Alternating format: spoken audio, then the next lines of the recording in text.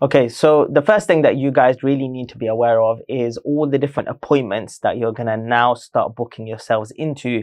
Your wife is going to have to attend the GP, the family center, the hospital for various different types of appointments. So I'm going to take you through what those appointments look like. So for the first few weeks, this is the first 8 to 10 weeks, you're going to have appointments with the midwife, which is the main nurse who is going to be supporting your wife throughout the pregnancy. They're going to be running some blood tests, urine tests, and also in these appointments, they'll be able to find out when the exact due date is going to be. Then as you start moving forward, 12 weeks is the first scan. This is called the dating scan. So this one actually confirms the pregnancy, that this is a true pregnancy, not a false pregnancy, because sometimes there can be certain symptoms that a female can go through and it looks very similar to pregnancy and it doesn't end up actually being a pregnancy. So this pretty much confirms it. And this is where we actually get to hear the heartbeat of the baby for the first time. Then the 16-week appointment is where we go through more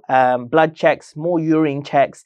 We start to review how the baby is growing inside of the womb. And also we start to check on the wife's or the mother's health as well, her mental health, her physical health, how things are changing. Then we've got the 20-week scan. This is known as the anomaly scan. And so this is looking at the details of the baby's anatomy. So the size of the head, the size of the body, and the various different limbs. And also looking at the fluid that is around the womb as well. And this is where you can actually find out, if you want to, the gender of your baby as well. And if you don't want to find out the gender, you can actually let them know at the beginning of the scan. Please don't tell us, maybe just write it down, and then you could pass that note over to a family member if you want to. You know, funny story with that, right? Go on.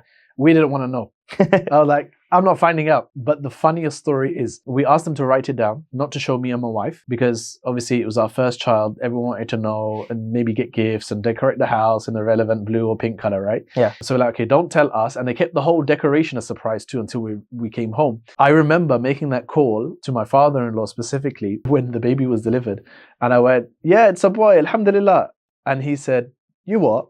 And I said, yeah, it's a boy. Like, we had a boy. And he's like, no, you're pranking me. And I was like, I'm not pranking you. Well, I gotta go. But when we got home, we realized everything was pink, full of dresses. They got a girl banner up. Apparently, they had written that it's a girl on the thing. Wow. And we brought home a boy. So we were in that very small fraction that it could be inaccurate. Yeah, see, this is a good point. It could be inaccurate. It's small though, right? It's very small, but it happens. It happens, you know. So proof of the pudding, and it was hilarious because everyone was like, "What are we gonna do with it?" So to this day, yeah, bearing in mind my eldest is now 4, we still have a box at home with all the pink stuff and all the girly jackets and clothes ready, just in case. Crazy, just in case you have a girl. Just untouched. That's amazing. Subhanallah. Then there's the 25-week scan there, okay? It's going to go through heartbeats, it's going to go through certain measurements. Then you've got another one at 28 weeks, okay? This is where potentially your wife could be getting certain injections that she needs to help her with the labor. Because at 28 weeks is when you can actually give labor, although it could be risky and it would be considered a premature birth. But from 28 weeks onwards is where this could potentially start to turn into active labor, essentially. So certain medication may need to be given to strengthen the womb and the private area and just your wife generally to be able to get ready for that. And then you've got a few more weeks of checks that go on over the 30 weeks up until 40 weeks to check if everything is going smoothly and to check whether your wife needs to be pushed into active labor. So there may be a situation where the wife, the baby really does want to come out early. And now when you speak to the doctor and the healthcare professionals, they might advise you to try and hold on as much as you can. They might give you medication that holds the baby back, or they may actually advise you, okay, go ahead. If it feels like the baby needs to come early, then go ahead and they'll prepare you for that as well. Yeah, so that's all of the different sort of appointments.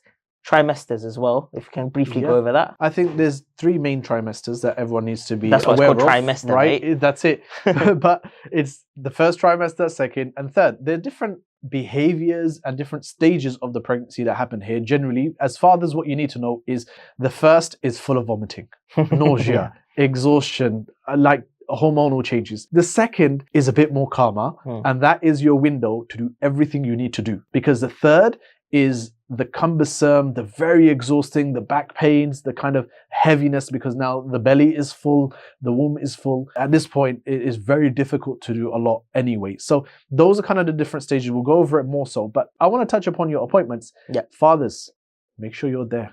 Don't miss the scans. Plan your annual leaves. Plan half days just to be there for the appointment so you're not using a full day of annual leave. Make arrangements. If you can do weekends so you're not diving into work so that you can put it on top of paternity later, be smart with these things. You know, you can kind of have a bit of flexibility, be very smart about these things and plan them early and plan them accordingly. That would be my kind of takeaway here. Top tip.